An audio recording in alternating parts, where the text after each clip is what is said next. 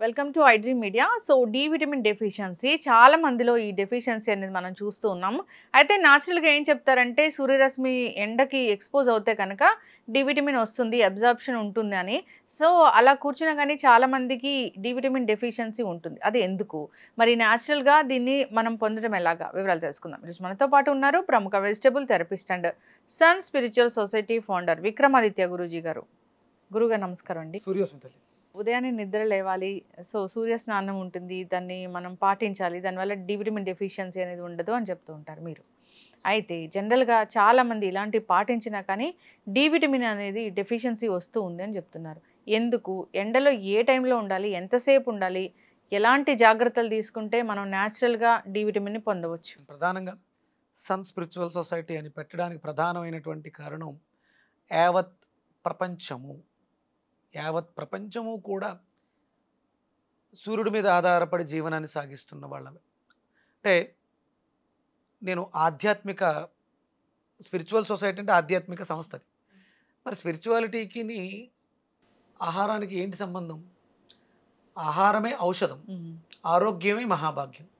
అంటే ఎప్పుడూ కూడా భారతదేశం ఎప్పుడూ కూడా ఆధ్యాత్మికతకి అంటే ఒక భక్తి పారవస్యాలకి నిన్ను తీసుకెళ్ళడానికి నువ్వు ముందు భౌతికంగా బాగుండాలి.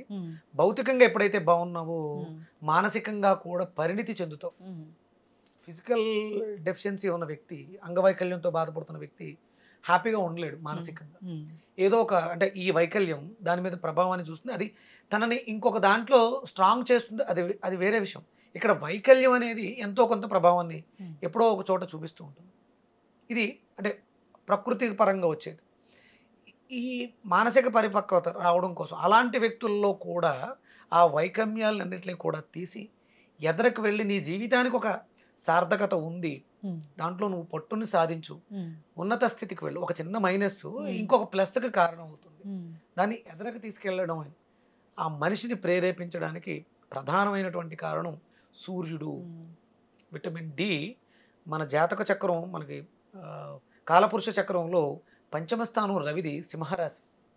అది ఈ విటమిన్ డిఎన్ఏని అలాగే మన మజిల్ వ్యవస్థని బాగు చేసుకోవడానికి ఉపయోగపడుతుంది. ఒక ఇద్దరి మధ్య సత్సంబంధాలు బాగుండాలంటే ఇద్దరిలోనూ ఉండవలసిన క్వాలిటీ ఏంటమ్మా? ఎప్పుడు అబ్జర్వ్ చేశారా? ఒక తల్లి బిడ్డను ప్రేమిస్తుంది, ఆ బిడ్డ రావడానికి ముందు భర్తను ప్రేమించి ఉంటుంది. అంటే ఇక్కడ ప్రేమ అనే బీజం ఆ మనిషిని, అంటే ప్రేమ అంటూ ఉంటే అది ఎవరికైనా పంచడానికి అవకాశం ఉంది.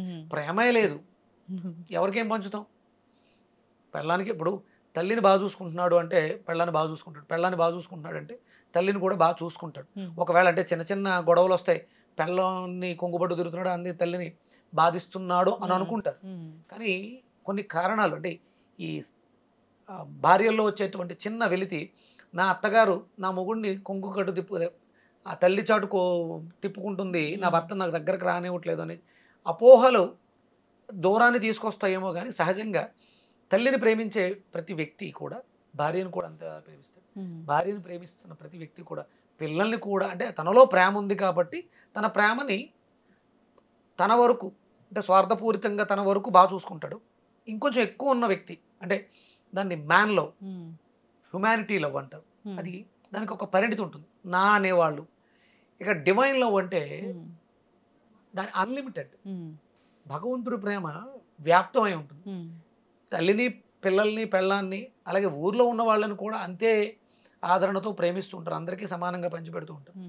ఏంటంటే డివైన్ అంత గొప్ప శక్తి కలిగింది. అందుకనే ఆధ్యాత్మికత అనేది కావాలి, దాంట్లోనే నువ్వు పరిణితి చెందాలి, అప్పుడు ఈ భౌతిక దేహం ఆరోగ్యకరంగా ఉంటుంది.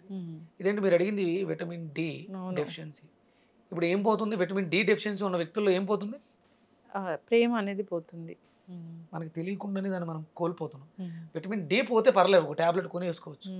అది సింథటిక్ అవుతుంది, కాసేపు ఉంటుంది. మనకి ప్రతిరోజు ప్రేమ అవసరం. మంచిగా మాట్లాడడానికి, అవతల వ్యక్తి చెప్పిన దాన్ని స్వీకరించడానికి మనకు అవసరం కదా. దీన్ని మనం బాగు చేసుకోవాలి. అందుకనే మనం సూర్యుడితో అనుసంధానమై ఉండాలి. భారతీయులు అందరం కూడా గర్వంగా ఫీల్ అవ్వచ్చు. ఎందుకంటే 365 రోజులు మనకి సూర్యోదయం చూస్తున్నాం. కొన్ని కొన్ని కంట్రీస్లో సూర్యుడి కోసం చకోర పక్షుల్లో ఎదురు చూస్తూ ఉంటారట వాళ్ళు. మనకు ఆ దౌర్భాగ్యం లేదు. కానీ మనం ఉదయం లేవట్లేదు, సూర్యోదయానికి మనం ఎక్స్పోజ్ అవ్వట్లేదు. అందుకని అది తీసుకోవడానికి ఇబ్బంది పడుతున్నాం. మణిపూరకం బాగుండాలమ్మా. అంటే మీకు విటమిన్ డి మీరు ఎండలో వెళ్ళినా సరే సరిపడగా తీసుకోలేకపోతున్నారంటే ఇక్కడ ప్యానల్స్ పోయినాయి, సోలార్ ప్యానల్స్. మణిపూరకాన్ని బాగు చేసుకోవాలి. దాన్నే మనకి ఆయుర్వేద శాస్త్రంలో బొడ్డు పక్కకి వెళ్ళిపోయింది, నాభి చెడిపోయింది అంట. నాభిని మళ్ళీ సరి చేసుకోవాలి. మీరు అంటే వెళ్ళకెళ్ళ పడుకుని ఈ కాళ్ళు రెండు ఇలా దగ్గరికి పెడితే ఒక బొటన వేలు పైకి వస్తుంది, నాభి పక్కకి వెళ్ళిపోయిందని అర్థం వస్తుంది, తెలిసిపోద్ది అది.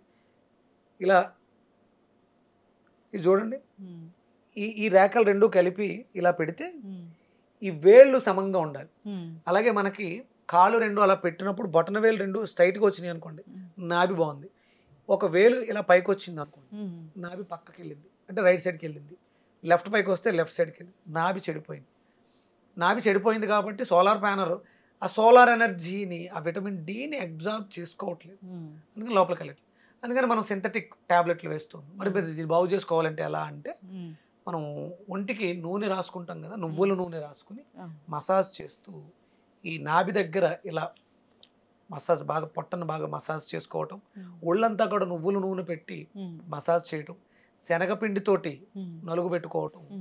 ఈ ప్రక్రియలో విటమిన్ ప్రకృతిలో ఉన్న న్యాచురల్ విటమిన్ తీసుకోవడానికి అవకాశం ఏర్పడుతుంది. అప్పుడు మీరు రెగ్యులర్గా సూర్యోదయ సమయంలో ఒక 10 నిమిషాలు వదిలేసి ఒక 40 నిమిషాల పాటు, అంటే ఉదయిస్తున్న సూర్యుడు కాకుండా ఉదయం చేసిన తర్వాత ఒక 10 నిమిషాలు, అంటే 6 గంటలకి సూర్యోదయం అనుకోండి, 6:10కి ఎండలోకి వెళ్ళి ఒక మినిమం 20 నుంచి 30 నిమిషాలు ఈ నువ్వుల నూనె రాసుకొని మనం స్నానం చేయటం, నలుగు పెట్టుకోవడం, ఇవి చేసుకోవడం ద్వారా ఆ శక్తిని స్వీకరించడానికి. ఇంకా ఏ ఫుడ్స్లో ఈ డి విటమిన్ అనేది ఉంటుంది? పుష్కలంగా అద్భుతంగా కొబ్బరిలో దొరుకుతుంది.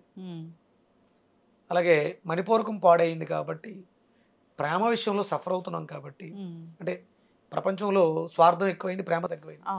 మంచి గుమ్మడికాయని జ్యూస్గా తీసుకోవడం ద్వారా ఈ సమస్య విటమిన్ డిని రిసీవ్ చేసుకునే కెపాసిటీని పెంచుకోవచ్చు. కోల్పోయినటువంటి ప్రేమని వ్యక్తుల దగ్గర మన సొసైటీలో మనం కోల్పోయాం వాళ్ళని, మనం దాన్ని మళ్ళీ తిరిగి బాగు చేసుకోవడానికి శ్రావణ మాసం చాలా ఉత్తమమైనది. మనం ఈ శ్రావణ మాసంలో లక్ష్మీదేవిని మనం శ్రావణ శుక్రవారం వ్రతాలు అవి చేస్తాం. అక్కడ చూడండి గ్యాదరింగ్ ఉంటుంది.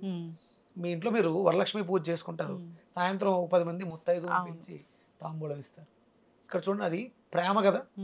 అంటే చుట్టుపక్కల ఉన్న వాళ్ళ నైబర్స్ని కూడా కలపడానికి శ్రావణ మాసాన్ని ఈ రకంగా వినియోగించుకోవడం ద్వారా మనలో ప్రేమ పెరుగుతుంది. ఆ ప్రేమ పెరగడం ద్వారా మనకు కావాల్సినటువంటి ఆ విటమిన్స్, మినరల్స్ని సూర్యుడి నుంచి వస్తున్నటువంటి ప్రాణశక్తిని స్వీకరించడానికి ఉపయోగపడుతుంది. ఖచ్చితంగా గురుగారు చాలా చక్కగా చెప్పారండి. నిజంగా ఏదైనా పండుగలు ఇలాంటి మన ఈ కస్టమ్స్ అండ్ కేన్స్ ఇలాంటివి ఉన్నాయనుకోండి, ఖచ్చితంగా దాని వెనక సైంటిఫిక్ రీజన్ ఉంటుంది. ఖచ్చితంగా ఆచరించాలి, ఆ టైంలోనే పాటించాలి, అలాంటి ప్రసాదాలే తీసుకోవాలి అంటే కూడా దాని వెనక కూడా సైంటిఫిక్ రీజన్ ఉంటుంది. సో యాజ్ ఇట్ ఈస్గా వాళ్ళు చెప్పిన విధంగా పాటిస్తే చాలు, మనం ఆరోగ్యంగా ఉంటాం. చక్కటి ఇన్ఫర్మేషన్ గురుగారు డి విటమిన్ గురించి. ధన్యవాదాలు. సూర్యోస్మిత.